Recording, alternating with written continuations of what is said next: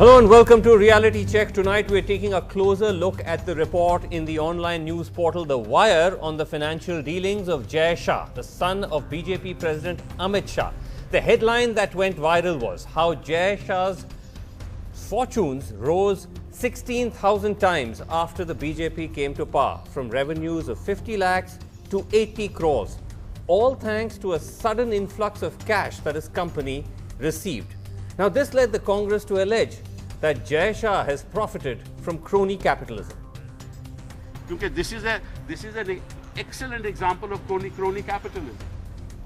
The BJP fielded a union minister, no less, to hit back, saying that the story omitted to mention that the Shah company that had made 80 crores in revenue was in the commodity business and had actually run up expenses of over 80 crores and hence had posted a loss and hence had to close down. Together they decided to start commodity trading for agri-commodities like rapeseed, castor, desi chana, soya bean, and all these agricultural commodities, as you are well aware, is a high volume, high value, but very low margin business. Unfortunately, the business suffered losses and Jay had to close down that business by October 2016, nearly 1 year ago. So, cronyism or just regular business practices that went all wrong? We went through the documents on which the story is based, and these are almost all documents of the Ministry of Corporate Affairs, the filings of the companies with the MCA and therefore in the public domain. And while it's true that Shah's company's expenses did overshoot his revenues, the story that emerges is more complex. Not so much about how his businesses performed, but about the spate of loans that he received after the BJP came to power. At the heart of this are two Shah companies, Temple Enterprises and Kusum Finserv. Before the BJP came to power, they had loans of 1.3 crore rupees. In 2015-16, the year after the party was very much ensconced in power, they had loans of 53.4 crore rupees. That's a 4,000% increase in just a period of 1 year. Now, are these loans deserving, or are they special favors extended on the basis of a famous surname? This isn't easy to ascertain because banks and other lending institutions don't share such details, but let's simply look at the facts at hand and see what they tell us. Let's start with Temple Enterprises, incorporated in 2004, had an unimpressive track record showing only 18 lakhs in profit almost 10 years later till the year 2014. In 2015, however, it showed as having received about 15 crore loans from a company called KIFS Financial Services, an unsecured loan, a non-banking finance company based in Ahmedabad listed on the Bombay Stock Exchange. It's this money which Temple then shows as having used to buy and sell goods of 80 crores, running up in the end, as we mentioned, a loss and having to close that company. But oddly, KIFS on its books has no mention of this 15 crore unsecured loan. In the year that it gave that Temple claims it received that loan, KIFS only shows as unsecured loan 1 lakh rupees. So we wrote to them and also visited their office to ask why would they lend a fairly significant amount, 17% of their entire order book, to a financially underperforming company, and also to explain this discrepancy. Is it a secure or an unsecured loan? Their officials refused to talk on camera but told us that they have given 90 crores of secured loans overall in that year and that Shah's loan is part of that. So who's telling the truth? Shah's company, which claims the loan is unsecured, or KIFS, which says it's secured? Let's move to the next Shah company, Kusum Finserv, incorporated in 2012. Which again doesn't have a very impressive financial track record. In the first year, it posts a loss of about 36,000 rupees, then a modest profit of about 1.73 crores. 90 lakhs of this is coming from what it calls agri-commodity sales. And yet in 2015, it gets a line of credit of 25 crores from an urban cooperative bank headquartered in Ahmedabad. There's another question about this loan. According to RBI guidelines, to urban cooperative banks, they can't lend to stockbroking firms or to commodity brokers against the pledging of shares. When we asked the bank this, They said, number one, Kusum Finserv is a trading firm, not a broking firm, and so they're okay to lend to them. It imports and sells commodities as opposed to being a broker, a commodity broker, and so it's justified the lending. Second, as to why they extended a 25 crore line of credit, they said, well, that was secured against the goods the company traded in, and so a 25 crore amount was justified even to a company with such small profits. 2 points on that though. Kusum Finserv's Memorandum of Association says that amongst other things, they are also in the broking business. That's their document up on the screen. Also, it doesn't appear just to be a commodity trading company. It shows 60% of its profits as having come from something called consultancy. Now, what consultancy could a commodity trading company be doing? Could the consultancy be broking? And if so, doesn't that loan then fall short of RBI guidelines? Frankly, there's some element of confusion over what Kusum Finserv actually does, because as the Wire story points out, it seems to have morphed into a renewable energy company also receiving 10 crores from IREDA, which is the Power Ministry's lending agency. The government pointed out though that IREDA's lending policies are fairly relaxed and there is no cronyism involved. IREDA is a company which is engaged in commercial lending to promote renewable energy in the country. I believe they have already given more than 2,000 sanctions of loans so far,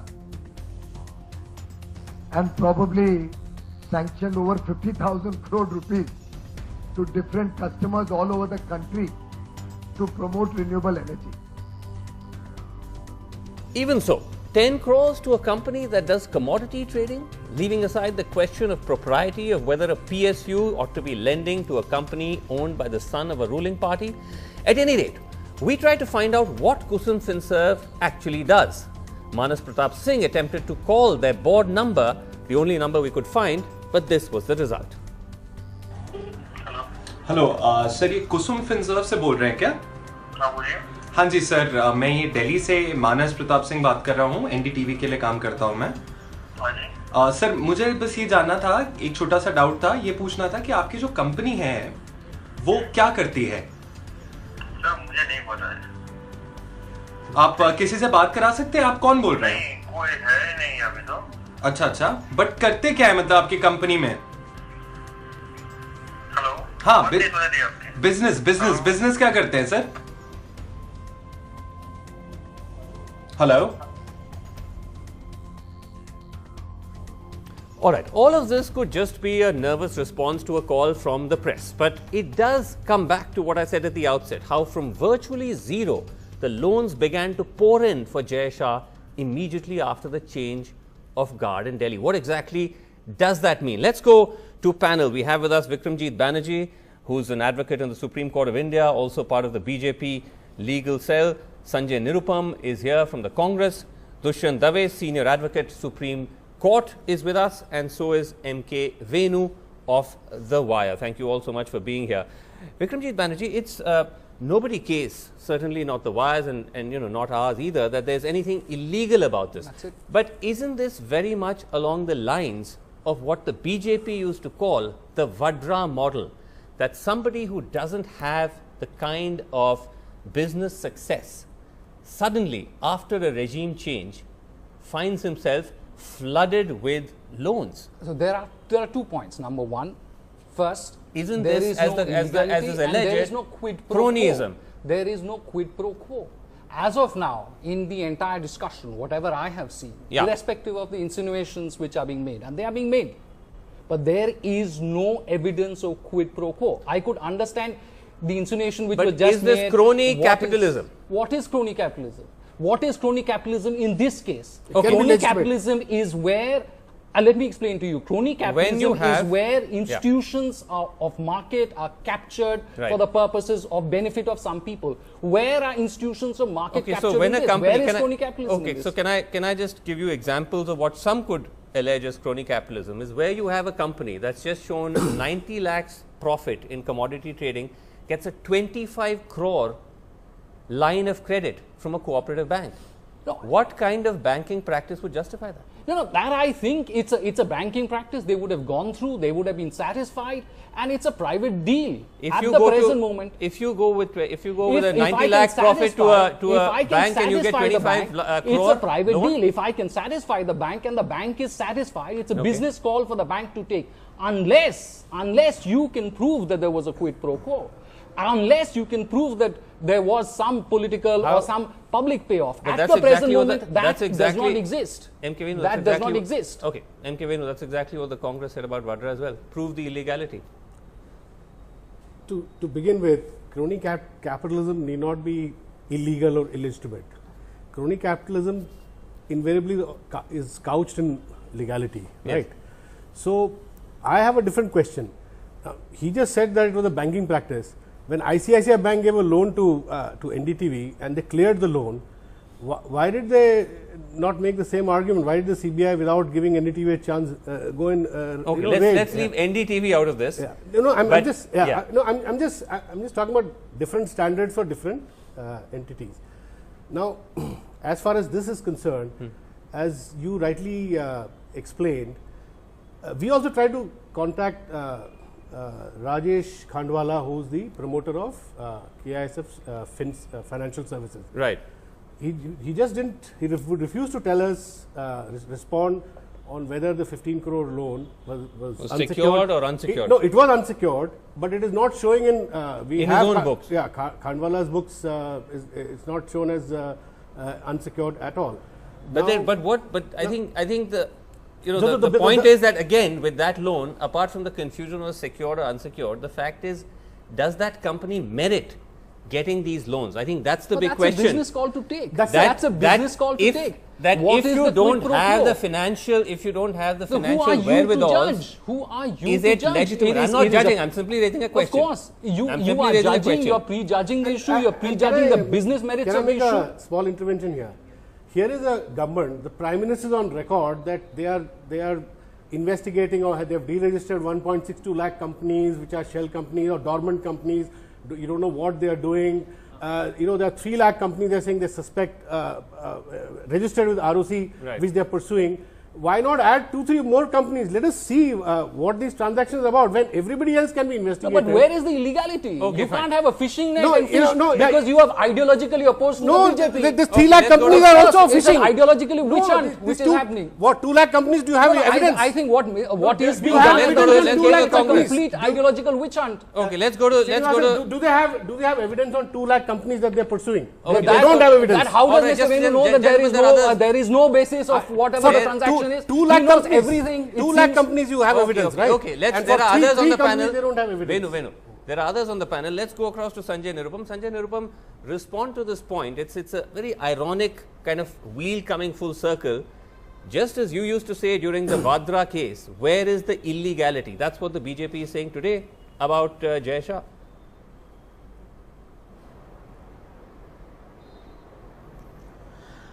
Your question is, where is the illegality?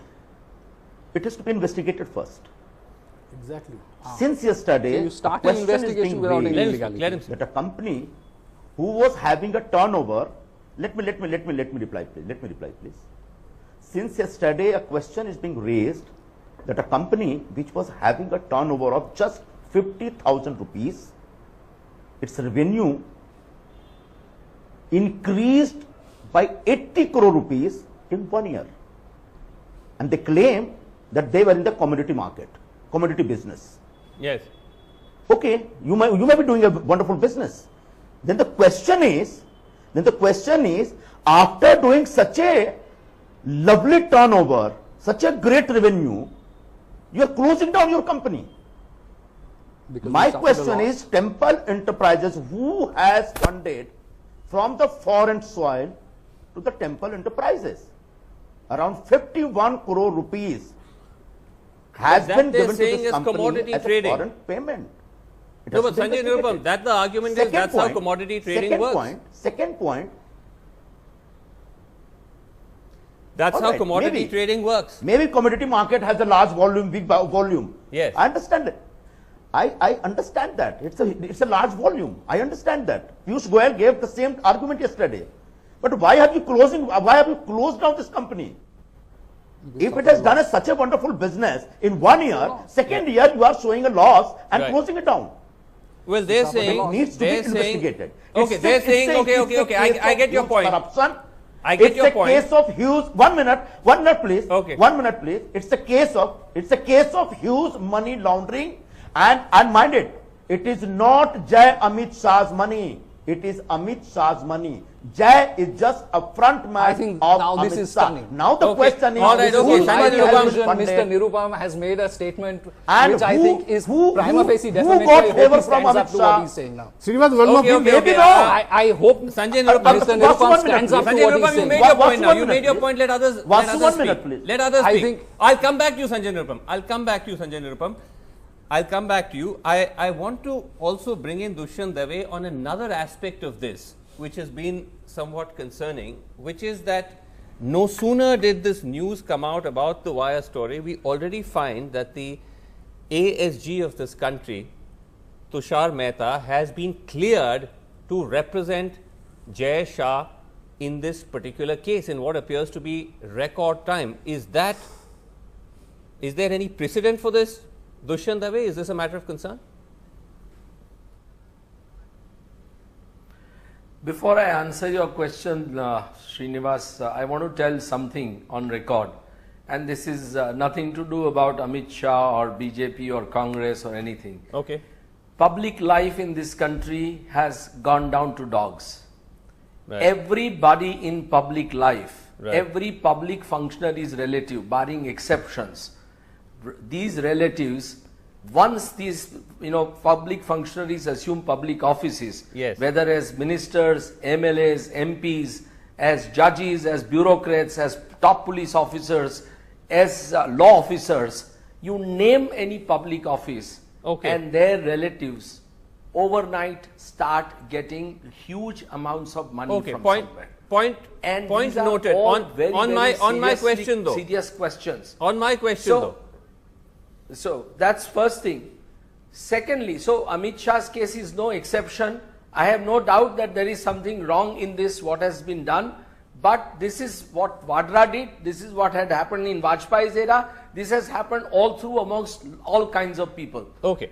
But what is important is that Amit Shah and Tushar Mehta share a very special relationship, which dates back to almost 15 years. And that relationship is a very, very special friendship. Everybody in the legal world knows that relationship. In fact, Tushar Mehta had a great contribution in ensuring that Amit Shah's discharge takes place in the Sohrabuddin murder case. But moving away from that, Mr. Dave, I'm saying on the precedent of it, on the protocol of it, on the fact that now the ASG is appearing for a private citizen, already the law ministry has cleared it. Look, it is not supposed to be done. It should not be done. Okay. But it has happened more than once in the past.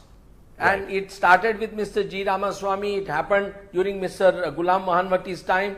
It has happened in Mr. Mukul Rohatgi's Attorney Generalship. So, these people do appear, make exceptions and appear in some cases. Right. And governments do give permission, which is really unfortunate. And I think it's highly improper. All right.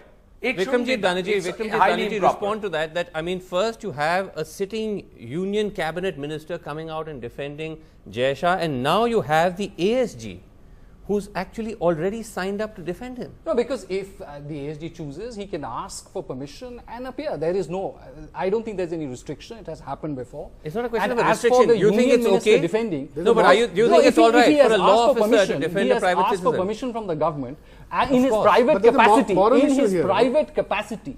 In his private capacity to defend a client, and if the government allows him to do that, he's entitled to do that. And you're okay with it? You think morally, ethically, there's no problem with it? He's acting in his private capacity as a private lawyer. If you understand that an ASG can also act in his private capacity, he can ask the government whether I can act, and this is not a one-off, as Mr. Dave correctly pointed out. There are also other examples, and this has gone for quite some time back. But those are bad precedents. Those are not precedents you want to repeat just because you've had a wrong in the past, it doesn't make it right by repeating it. As to you can make an application saying that yes, this is I want to appear on behalf of this private party, and you can appear. Now the whole question is to attribute motives to that is, I think, is highly. Okay, so if it's not because of this relationship, no, once again, even if you're saying it's not because of this relationship that Mr. Dave pointed out that Tushar Mehta shares with Amit Shah, why else? Why else would the ACA give this country represent? If Mr. Mehta thought, and Mr. Shah and Mr. Mehta, as in Jai Shah and Mr. Mehta thought that Mr. Mehta was the best lawyer, yes, and Mr. Mehta thought that he, in his private capacity, wanted to act on behalf of all the lawyers in India, only the ASJ is best. Why? Unless you are insinuating that the ASJ is to misuse his position. There is not one single evidence for that. I didn't say that. That's what I'm saying. I want to make a very simple point. Mr. Modi, in his crusade against black money, shell companies, 2 lakh shell companies, 3 lakh, they come various figures.